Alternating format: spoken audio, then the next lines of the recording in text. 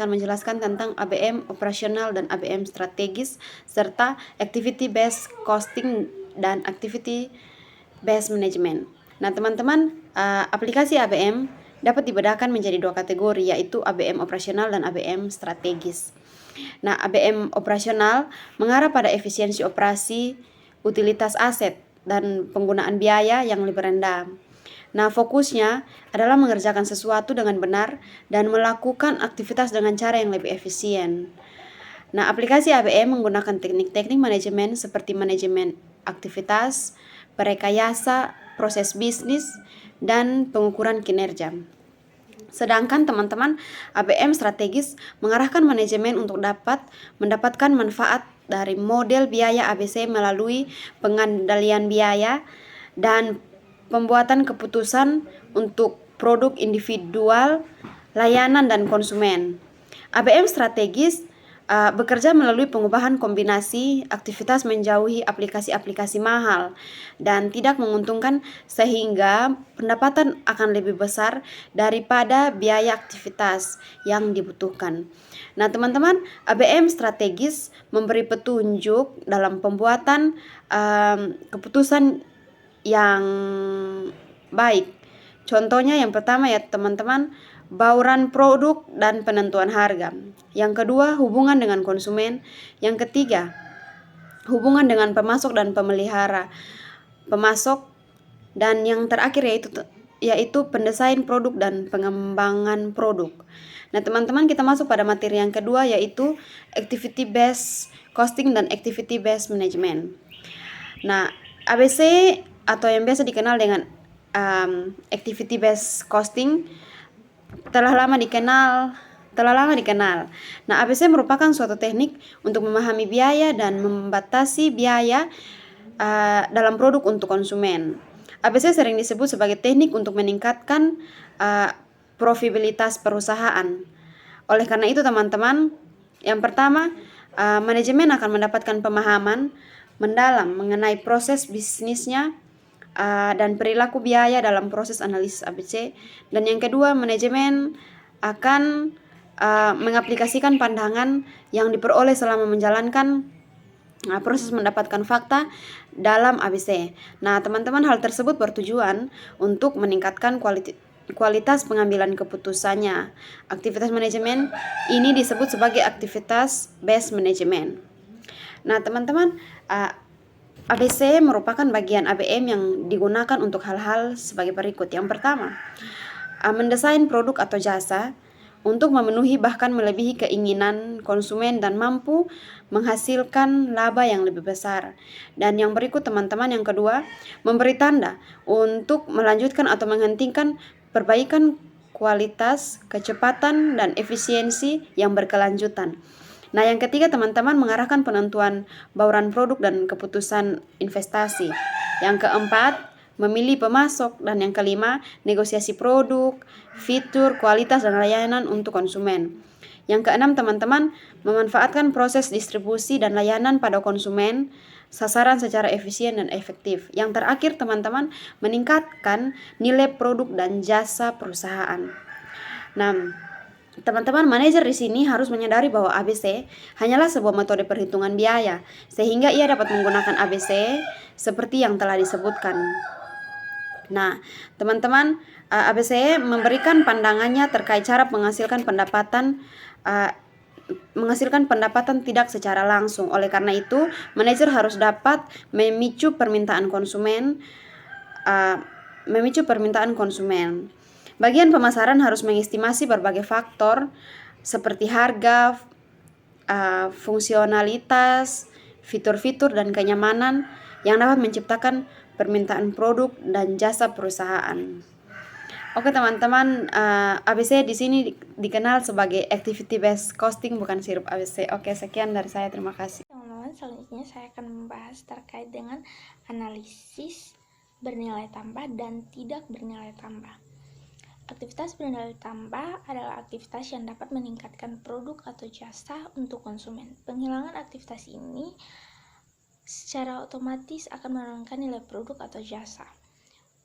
Aktivitas memotong kain pada saat membuat baju, memasang paku pada saat membuat rangka atap, dan menuangkan besi cair pada saat mencetak plat merupakan contoh aktivitas bernilai tambah. Aktivitas bernilai tambah merupakan aktivitas yang memenuhi hal-hal sebagai berikut. Nah, di situ ada 9 hal yang memenuhi aktivitas bernilai tambah. Teman-teman bisa lihat pada slide. Kita masuk pada aktivitas tidak bernilai tambah. Aktivitas tidak bernilai tambah adalah suatu aktivitas yang mengonsumsi waktu, sumber daya, atau tempat, tetapi hanya memberikan sedikit nilai tambah bagi kepuasan konsumen, atau bahkan sama sekali tidak memberi nilai tambah. Jika aktivitas ini dihilangkan, nilai atau kepuasan konsumen tidak akan berkurang, tetapi konsumen tidak akan menyadarinya. Aktivitas tidak bernilai tambah adalah aktivitas yang memiliki ciri-ciri seperti berikut. Baik, teman-teman, di situ ada 6 ciri-ciri aktivitas tidak bernilai tambah. Teman-teman bisa lihat pada slide. Contoh aktivitas tidak bernilai tambah adalah aktivitas inspeksi pemotongan kain. Aktivitas inspeksi merupakan aktivitas pendeteksian, bukan aktivitas mengubah bentuk. Berdasarkan hal tersebut, aktivitas ini tidak dapat memenuhi kriteria pertama. Nah, tujuan analisis aktivitas adalah untuk menghilangkan pemborosan atau waste.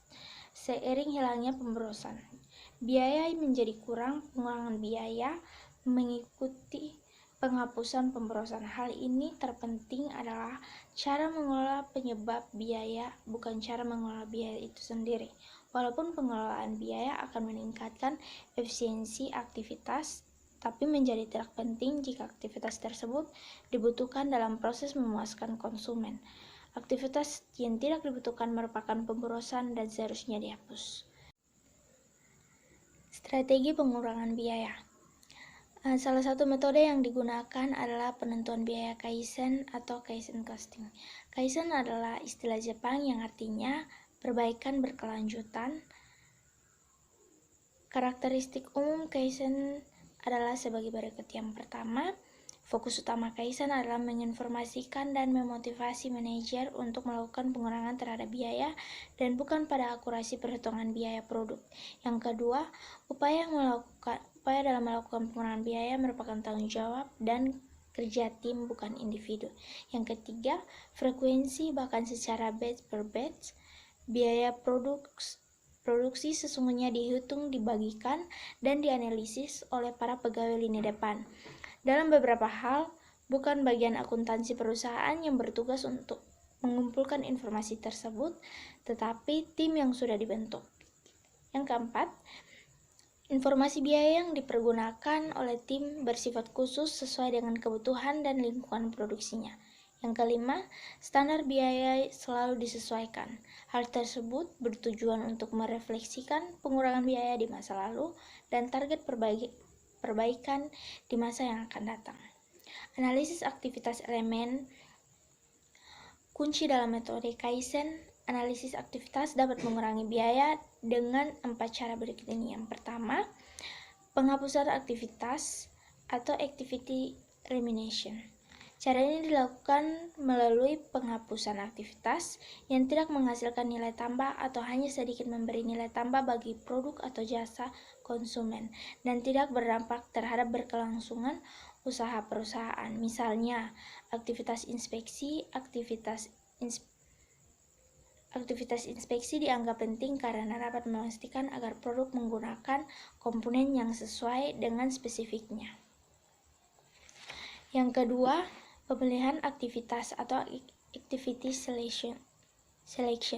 Cara ini dilakukan dengan memilih aktivitas tertentu yang akan dijadikan satu set aktivitas sesuai dengan strategi kompetisi yang digunakan perusahaan. Pada kerangka Kaizen, penggunaan strategi yang berbeda akan menyebabkan aktivitas yang berbeda pula. Misalnya, strategi desain produk yang berbeda akan membutuhkan aktivitas produksi yang berbeda pula.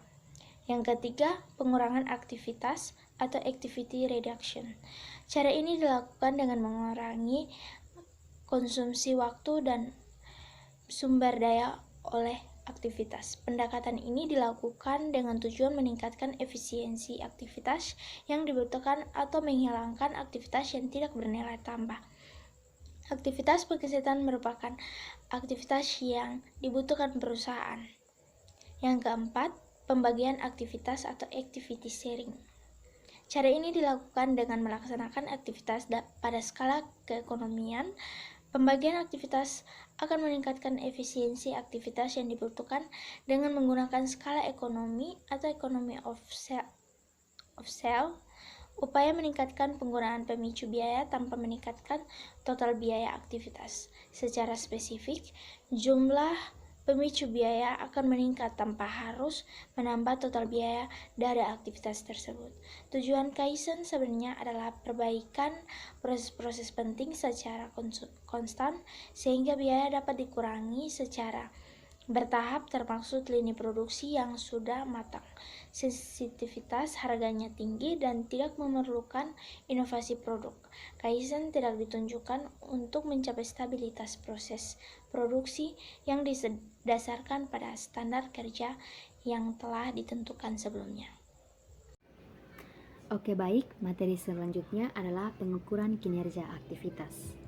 Pengukuran kinerja aktivitas berupa ukuran keuangan dan non-keuangan.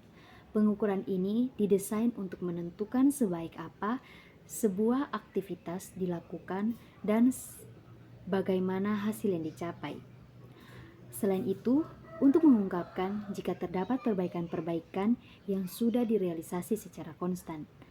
Pengukuran kinerja aktivitas berpusat pada 3 dimensi, yaitu efisiensi, kualitas, dan waktu. Ukuran waktu menggunakan ukuran non-keuangan, sedangkan ukuran efisiensi dan ukuran kualitas menggunakan ukuran keuangan dan non-keuangan. Ukuran keuangan suatu kinerja harus menyediakan informasi yang spesifik tentang efek rupiah yang diakibatkan perubahan kinerja. Ukuran keuangan seharusnya juga mengindikasikan potensi penghematan dan penghematan aktual. Contoh ukuran keuangan efisiensi aktivitas adalah laporan biaya standar Kaizen, benchmarking, activity flexible budgeting, serta penentuan biaya siklus hidup atau life cycle costing. Laporan yang kita akan bahas yang pertama adalah laporan biaya bernilai tambah dan tidak bernilai tambah. Pengukuran biaya tidak bernilai tambah merupakan salah satu cara untuk meningkatkan efisiensi aktivitas. Sistem akuntansi perusahaan harus dapat membedakan antara biaya bernilai tambah dan tidak bernilai tambah. Untuk itu, diperlukan sistem yang dapat digunakan untuk mengidentifikasi, mengukur, dan melaporkan biaya yang bernilai tambah dan tidak bernilai tambah. Manajemen sendiri harus dapat membandingkan antara biaya aktivitas sesungguhnya dan biaya aktivitas bernilai tambah untuk menentukan level aktivitas non-produksi dan tindakan perbaikannya. Dasar untuk mengidentifikasi dan menghitung biaya bernilai tambah dan tidak bernilai tambah adalah hasil identifikasi ukuran output untuk setiap aktivitas. Hasil identifikasi ukuran output digunakan untuk menentukan jumlah standar setiap aktivitas. Biaya bernilai tambah dapat dihitung dengan menggunakan rumus biaya bernilai tambah sama dengan KS dikali HS. KS sendiri dengan keterangan kuantitas sesungguhnya output penambahan nilai untuk sebuah aktivitas, dan HS itu harga standar per unit untuk ukuran output aktivitas. Sedangkan untuk biaya tidak bernilai tambah dapat dihitung dengan rumus biaya tidak bernilai tambah sama dengan KA dikurang KS dikali HS. KA sendiri dengan keterangan kuantitas aktual atau sesungguhnya output sebuah aktivitas yang digunakan atau jumlah sesungguhnya kapasitas aktivitas yang dimiliki. Teman-teman dapat melihat rumus dan keterangan dalam buku yang terdapat di halaman 261. Di situ juga menampilkan dalam buku halaman 262 itu menunjukkan paragraf 7.2 yaitu data aktivitas PT Pluto, dan Praga 7.3 yang merupakan laporan biaya bernilai tambah. Seperti yang sudah saya tampilkan nanti pada slide yang akan diberikan. Sebagai ilustrasi untuk konsep tersebut, digunakan contoh penyusunan laporan biaya bernilai tambah dan tidak bernilai tambah pada PT Pluto. PT Pluto adalah perusahaan yang bergerak di bidang manufaktur mesin diesel. Pengamatan difokuskan pada 4 aktivitas, yaitu aktivitas penggunaan mesin, aktivitas pengerjaan ulang, aktivitas pengesetan, dan aktivitas inspeksi. Dianggarkan sebesar 6 juta untuk 2 pengawas dengan data aktivitas seperti pada Praga 7.2. Dan pada Praga 7.3 itu dijelaskan mengklasifikasikan biaya dalam 4 aktivitas bernilai tambah atau 4 aktivitas tidak bernilai tambah. Aktivitas pengerjaan ulang, pengesetan, dan inspeksi merupakan aktivitas tidak bernilai tambah. Oleh karena itu, nilai pada biaya bernilai tambah adalah 0 atau tidak ada, sedangkan pada laporan bernilai tambah, manajer dapat melihat adanya biaya bernilai tambah. Seperti yang ditunjukkan pada laporan biaya bernilai tambah di Praga 7.3, di situ menunjukkan penggunaan mesin sebesar 40 juta yang didapatkan dari 10.000 dikali dengan 4.000, yaitu 10.000 sebagai kualitas standar dan 4.000 sebagai harga standar yang menghasilkan 40 juta yang merupakan biaya bernilai tambah. Dan untuk biaya tidak bernilai tambah itu didapatkan dari 12.000 dikurang 10.000 dikali dengan 4.000 sehingga menghasilkan 8 juta yang merupakan biaya tidak bernilai tambah untuk penggunaan mesin. Sedangkan untuk pengerjaan ulang, biaya bernilai tambah tidak ada sebab tidak termasuk dalam penghitung laporan biaya bernilai tambah. Sedangkan biaya tidak bernilai tambah ada 9 juta yang didapatkan dari 10.000 dikali dengan 900.000 yang menghasilkan 9 juta. Berikut dengan pengesetan dan inspeksi. Untuk biaya bernilai tambah itu tidak ada karena tidak termasuk dalam laporan. Sedangkan untuk biaya tidak bernilai tambah untuk pengesetan itu senilai 36 juta yang didapatkan dari 6.000 dikali 6.000. Sedangkan untuk inspeksi seharga 6 juta yang didapatkan dari 4.000 dikali 1.500. Dengan biaya sesungguhnya untuk penggunaan mesin 48 juta yang didapatkan dari biaya bernilai tambah ditambah biaya tidak bernilai tambah, dan untuk pengerjaan ulang 9 juta, pengesetan 36 juta, inspeksi 6 juta, dan total semuanya untuk biaya sesungguhnya adalah 99 juta, biaya tidak bernilai tambah 59 juta, dan biaya bernilai tambah 40 juta. Pelaporan biaya bernilai tambah dan tidak bernilai tambah pada saat yang tepat dapat memicu manajer untuk mengelola aktivitas secara efektif. Dengan melihat banyaknya pemborosan, manajer akan terdorong untuk mencari tahu penyebabnya, kemudian mencari cara untuk melakukan efisiensi. Pelaporan biaya ini mungkin dapat membantu manajer dalam upaya meningkatkan kualitas perencanaan, penganggaran, dan penentuan harga. Misalnya, menurunkan harga untuk menghadapi pesaing menjadi lebih memungkinkan jika ada peluang untuk mengurangi biaya tidak bernilai tambah. Selanjutnya, kita akan membahas mengenai laporan tren. Manajer selalu ingin mengetahui apakah tindakan-tindakan yang dilakukan untuk memperbaiki aktivitas telah membawa hasil. Salah satu cara untuk mengetahuinya adalah dengan membandingkan biaya setiap aktivitas dari periode ke periode. Tujuan dari perbaikan aktivitas adalah pengurangan biaya, sehingga akan terlihat penurunan biaya tidak bernilai tambah dari satu periode ke periode berikutnya.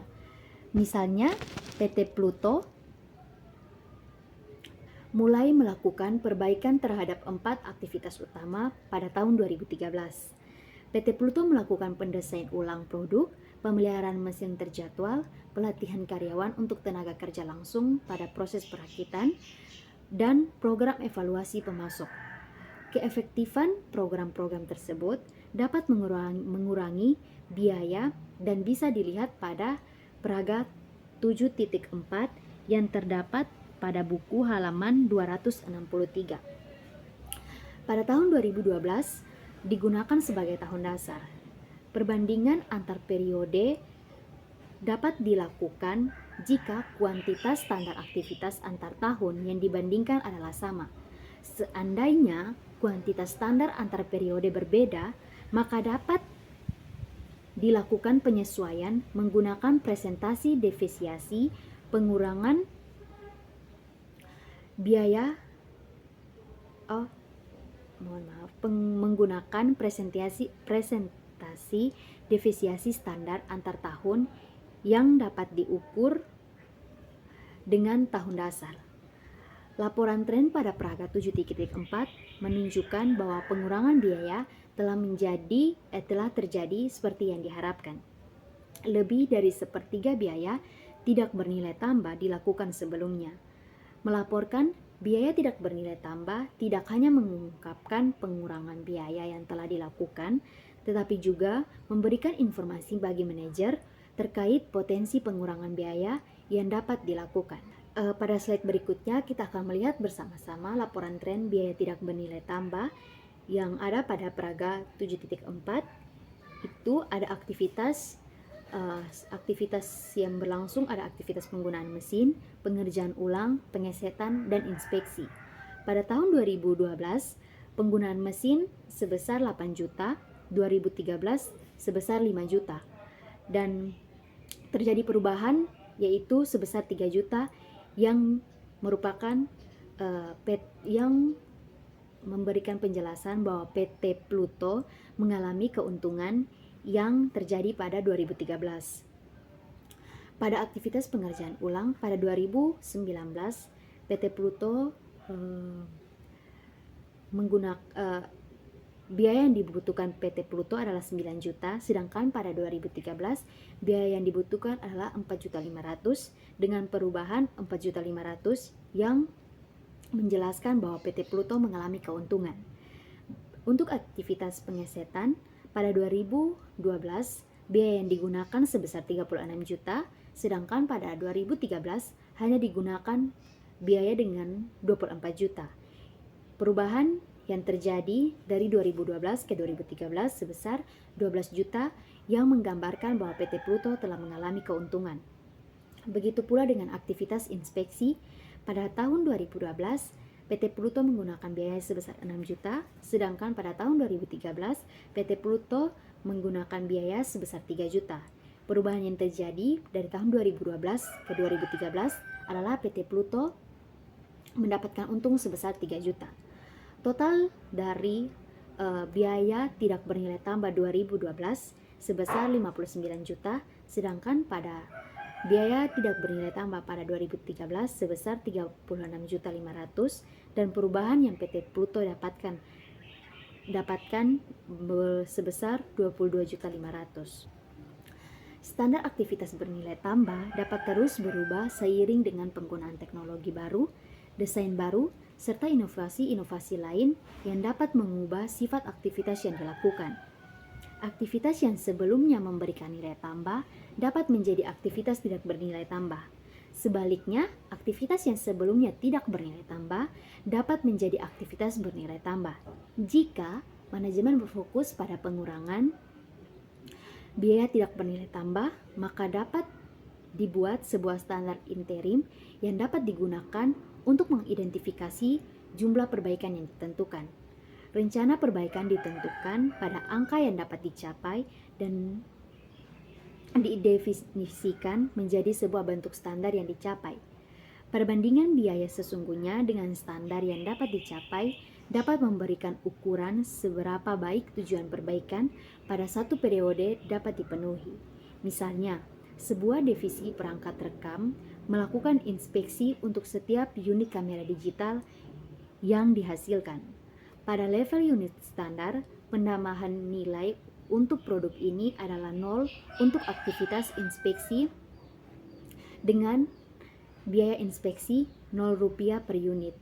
Pada tahun 2012, perusahaan menggunakan 12 menit inspeksi untuk setiap unit kamera dengan biaya 60 juta per jam inspeksi, sehingga biaya inspeksi sesungguhnya untuk setiap unitnya adalah 12.000 yang didapatkan dari 60.000 dikali 12 dibagi 60. Biaya ini adalah biaya tidak bernilai tambah.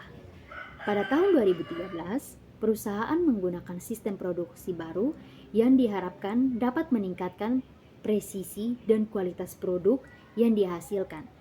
Perubahan tersebut diharapkan dapat mengurangi waktu inspeksi dari 12 menit menjadi 5 menit. Biaya inspeksi juga diharapkan dapat berkurang sebesar 7.000 sehingga menjadi 5.000. Didapatkan dari 12.000 dikurang 7.000 per unit kamera yang dihasilkan. Selanjutnya, untuk standar perbaikan biaya aktivitas tidak bernilai tambah tahun 2014 digunakan hasil yang telah dicapai pada tahun 2013. Perkenalkan, nama saya Tade Rosyani Lobo dengan NIM 223142921. Saya pemateri kelima. Di sini materi yang saya akan bawa yaitu mengenai benchmarking dan penganggaran fleksibel aktivitas. Nah, yang pertama yang kita akan bahas di sini tentang benchmarking. Jadi, benchmarking adalah suatu metode analisis yang dilakukan dengan cara melakukan aktivitas sama. Benchmarking juga digunakan praktik terbaik sebagai standar evaluasi kinerja.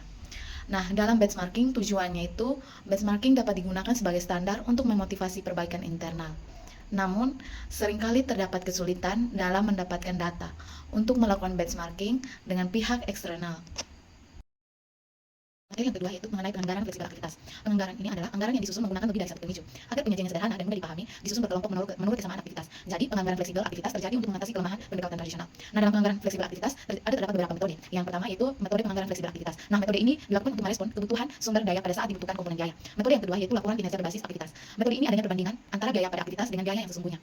Dan metode ketiga yaitu metode perhitungan selisih anggaran per komponen. Dalam metode ini terjadi ketika adanya kenaikan gaji bagian penerimaan. Dan metode yang terakhir yaitu metode keempat yaitu mengenai analisis selisih gaya tetap aktivitas. Nah, metode ini menggunakan aktivitas penerimaan terjadinya selisih harian adalah selisih akibat tarif.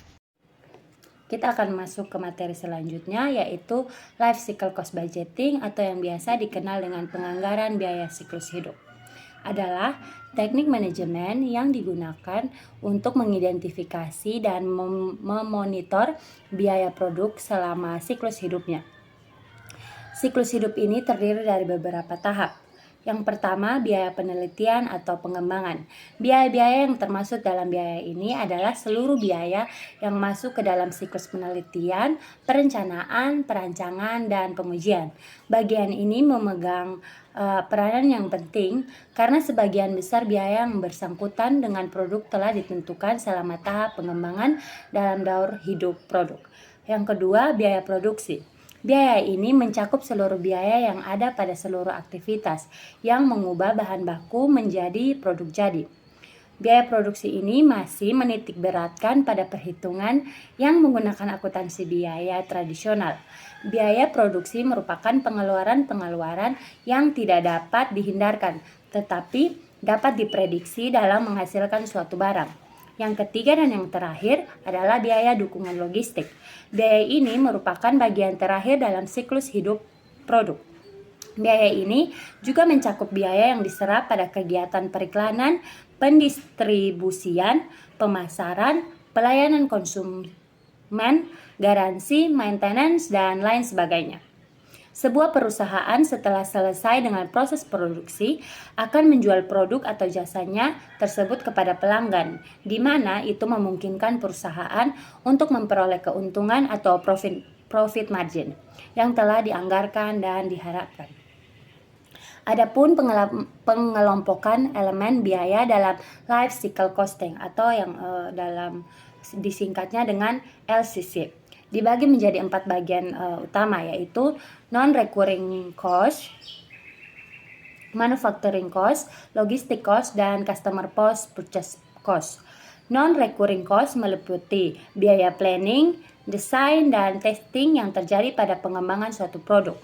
Manufacturing cost meliputi biaya bahan, biaya tenaga kerja langsung, serta biaya overhead pabrik yang terjadi selama pembuatan produk. Logistic cost meliputi biaya advertensi, biaya distribusi yang terjadi selama proses pembuatan produk. Sedangkan customer post purchase cost meliputi biaya jual, garansi, dan maintenance atau perawatan yang terjadi setelah produk ada di konsumen. Kegunaan LCC atau Life Cycle Costing untuk supplier adalah untuk mendapatkan optimal desain mereka dengan menggunakan alternatif dan dengan melakukan studi trade-off, supplier dapat mengevaluasi berbagai strategi biaya operasi dan pemeliharaan atau untuk membantu pengguna produk. Kegunaan LCC untuk customer adalah pelanggan dapat mengevaluasi dan membandingkan produk-produk alternatif dan juga pelanggan dapat menilai kelayakan ekonomi proyek dan produk. Saya Yustina Nelcitaneo akan melanjutkan materi tentang pengukuran non-keuangan kinerja aktivitas. Kinerja tidak selalu hanya dapat diukur dari aspek keuangannya saja. Dalam sistem akuntansi pertanggungjawaban, akuntansi kontemporer, pengukuran non-keuangan untuk kinerja juga memiliki peran penting. Saat ini lingkungan bisnis begitu turbulen sehingga pengendalian operasional harus lebih cepat atau lebih cepat merespons suatu kejadian, bahkan sebisa mungkin harus sudah bereaksi sebelum terjadinya suatu kondisi. Penggunaan pendekatan tradisional seringkali memakan waktu karena harus menunggu suatu periode standar selesai dan kadang butuh waktu beberapa minggu, bulan, bahkan tahun. Hal tersebut mengakibatkan manajemen terlambat untuk merespon suatu kejadian. Salah satu cara untuk meningkatkan peran kinerja aktivitas adalah pengukuran kinerja operasional. Pengukuran operasional berfokus pada ukuran fisik kinerja aktivitas.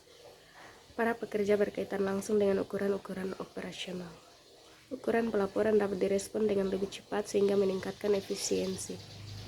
Ukuran kinerja operasional harus memiliki ukuran yang ada untuk memenangkan persaingan dan dapat ditranslasikan dengan ukuran-ukuran keuangan. Selain itu, ukuran kinerja operasional harus berkaitan dengan 3 dimensi kinerja aktivitas sebagai berikut. Yang pertama, efisiensi, 2 kualitas, 3 waktu. Pengukuran efisiensi.